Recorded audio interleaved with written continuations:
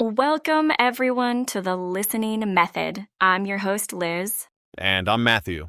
We're so glad you could tune in for. Wow, is this episode 4 already, Liz?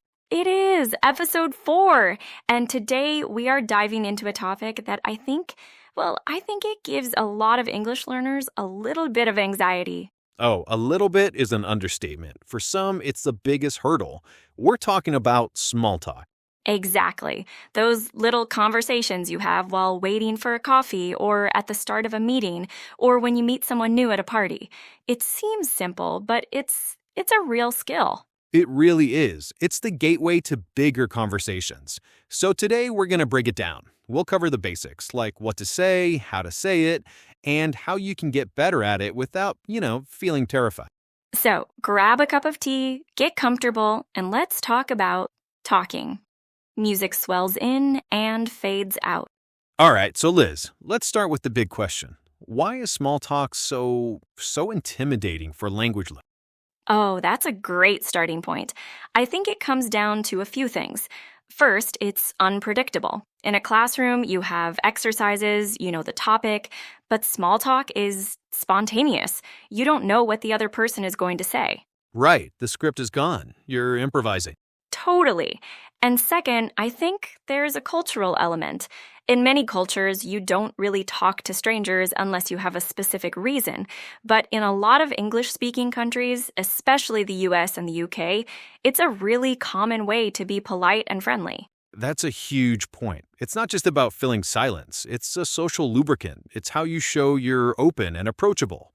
We had a student once, remember, who thought it was strange that the cashier at the grocery store asked him how his day was going. Yes, he was so confused. He thought, why does this person care about my day? But it's not really about getting a detailed report of your day. It's a formula, a way of saying, I see you, I'm friendly. It's a ritual, and if you don't know the steps to the ritual, you feel lost. You're worried about saying the wrong thing, or your accent, or just freezing up completely. Freezing up is the big one, the fear of that awkward silence where you just can't think of the English word you need. Yeah, but I think the most important thing to tell our listeners right off the bat is that native speakers, we're not expecting perfection. We really aren't. Oh, not at all. We just appreciate the effort. Someone trying to speak our language, that's amazing. We're usually more focused on the connection than the grammar. Exactly. So let's give our listeners some tools, some building blocks to make this whole thing less scary. Where should we start? Okay, let's start with the absolute basics, greetings and openers. Everyone knows, hello, how are you? But there are so many other ways to say it, and they mean slightly different things. Okay, so how are you? That's our baseline. What's a common, casual alternative? How's it going? I use that one all the time. It's friendly, it's relaxed, and the typical answer isn't, I'm fine, thank you. It's more like, good, you? Or pretty good, how about you? Right, the rhythm is faster. How's it going? Good, you? It's almost one word. What about what's up? That one can be tricky. Ooh, yeah, what's up is super informal. You'd use it with friends, and the answer is often, not much, or nothing much, what's up with you? Sometimes people even answer what's up with what's up. It's like a verbal wave. It is. That's a perfect description. And the key thing here for learners is you don't need to give a long, detailed, honest answer to any of these. No, please don't. If a barista asks, how's it going? They don't need to know about the terrible traffic you sat in. Just, good, thanks. Can I get a latte? Is perfect. Okay, so we have our greetings. How's it going? What's up? What about starting a conversation with a complete stranger? That's the next level of difficulty. The key here is to talk about your shared environment. Find something you both are experiencing. The classic example, especially in Britain, is the weather. Of course, the great equalizer. So if you're standing at a bus stop and it's raining, what could you say? Something simple like, wow, this rain is really coming down, isn't it? The little tag question at the end, isn't it, is a magic key. It invites the other person to agree with you. And their response will likely be, yeah, it's crazy. Or, I know, I wish I'd brought my umbrella. And boom, you're in a conversation. It's that simple. It doesn't just have to be the weather. In a coffee shop, you could say, it's busy in here today, huh? Or if you see someone with a cute dog, "Oh, your dog is adorable. What kind is it?" People love talking about their pets. That's a golden rule. Compliments are great openers.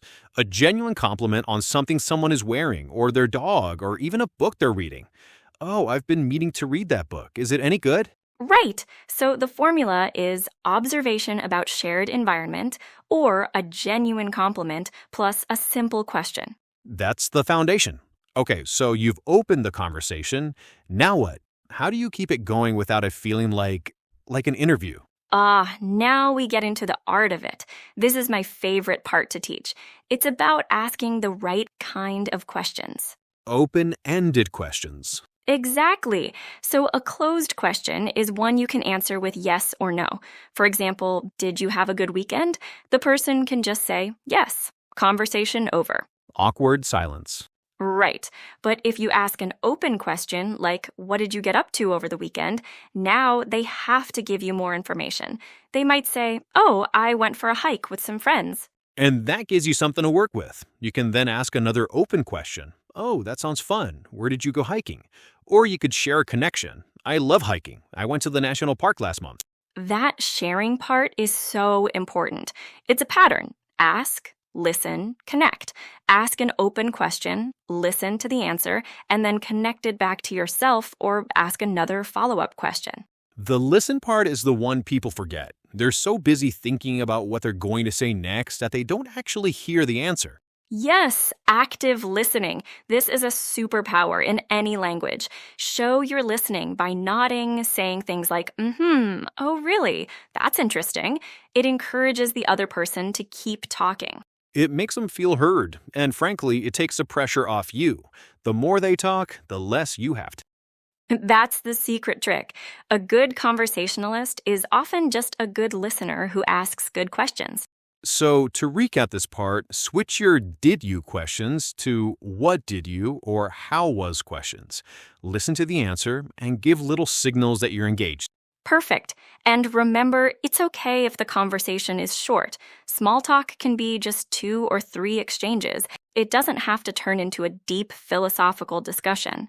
Yes, knowing how to end it is a skill too. Oh, definitely. You can say something like, it was nice talking to you, or anyway, I should get going. Have a good one. A simple, friendly closing is all you need. Have a good one is a great all-purpose exit line.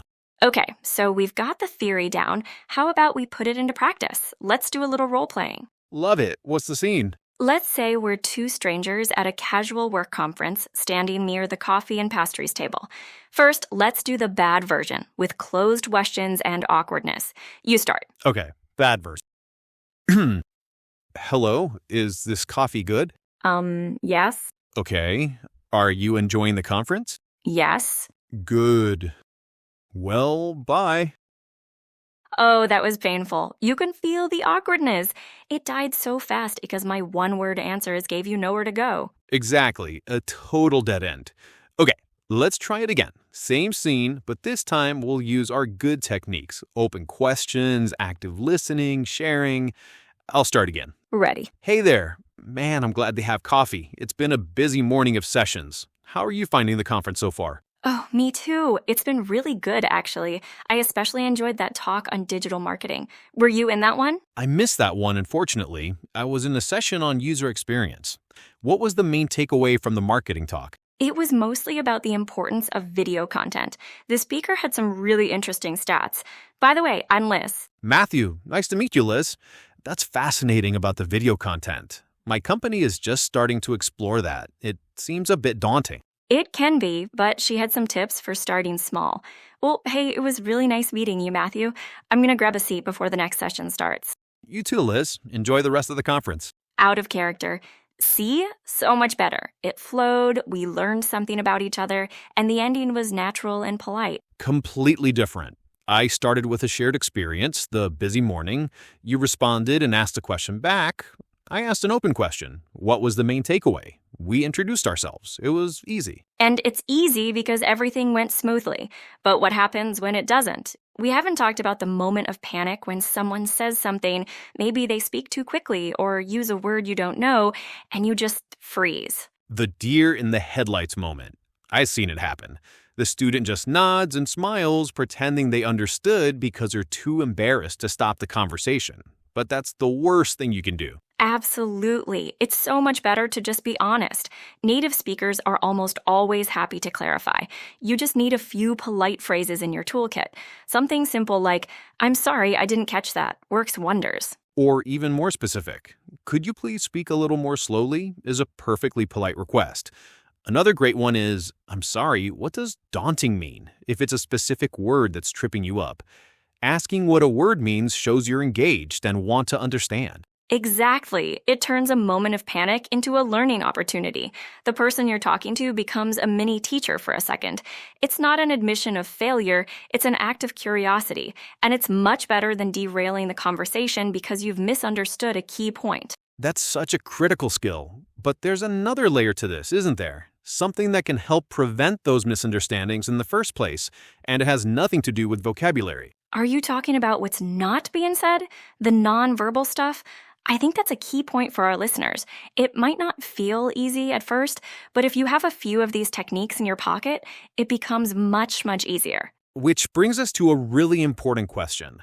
How do you practice this? It's not like you can just do worksheets for small talk. Right. This is where different learning methods come in. You have to move from passive learning, like listening to this podcast, to active practice. One of the best ways is what they call immersion, or a version of it. You have to put yourself in low-stakes situations where you can try. Low stakes is the key phrase.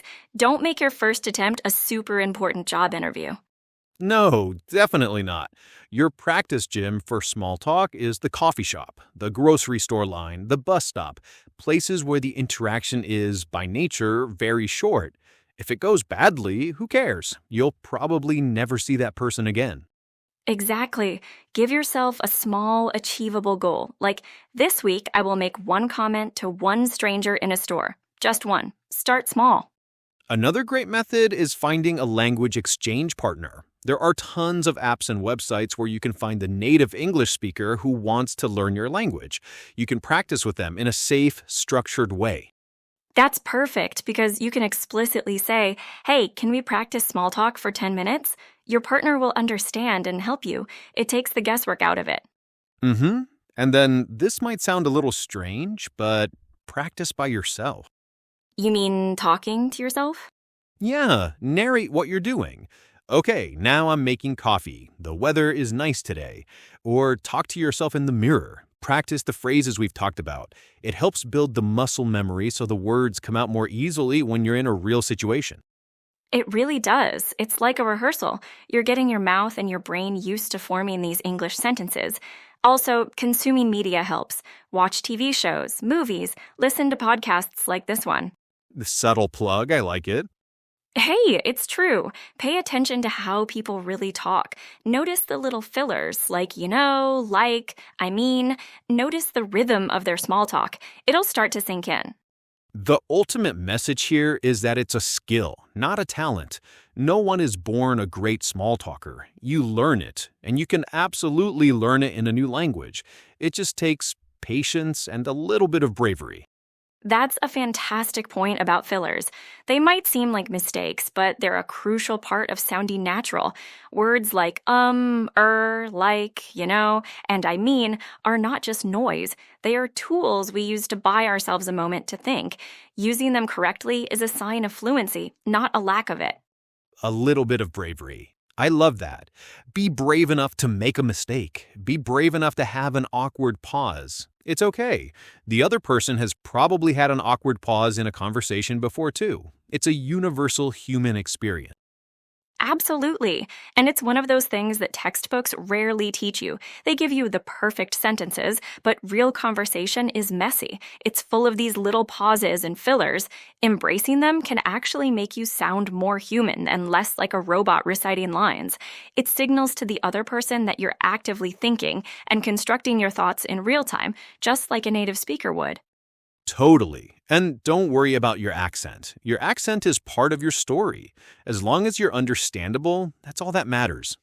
Right. It's about giving yourself permission to be imperfect, which is ironically the key to sounding more perfect.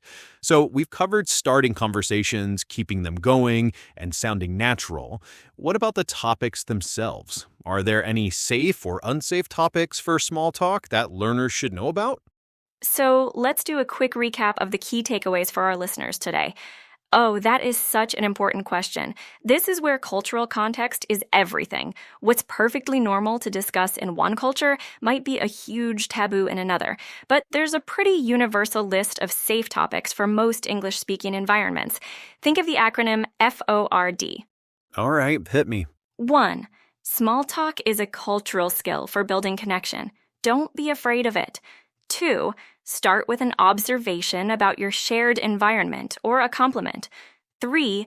Ask open-ended questions that start with words like what, how, or why. 4. Listen more than you speak. Use active listening cues like and oh really. And 5. Practice in low-stakes environments. Be brave and be patient with yourself. I think that covers it perfectly. It's not magic, it's a method, and everyone listening can do it. Thanks so much for tuning in to the Listening Method. We love helping you on your English learning journey. Join us next time when we'll be talking about understanding slang and idioms without getting confused. Ooh, that's a big one. It's going to be a fun episode. Until then, keep listening, keep learning, and keep trying. I'm Matthew. And I'm Liz. Have a great week, everyone.